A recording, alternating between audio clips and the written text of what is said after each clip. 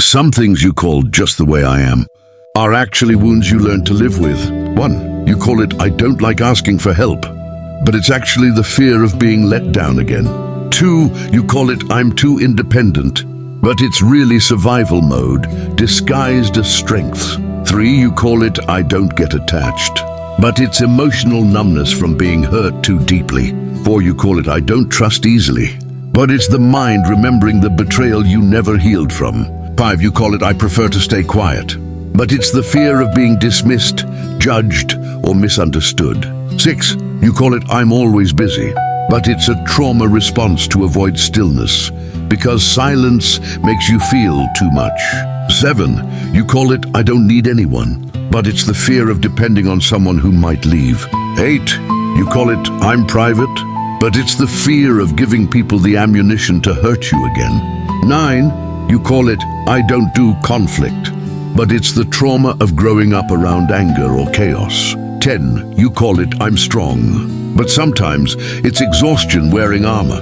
Pause, breathe. 11. You call it I don't catch feelings fast, but it's really your heart checking for danger before it allows connection. 12. You call it I'm always prepared for the worst, but it's hypervigilance from years of unpredictable people.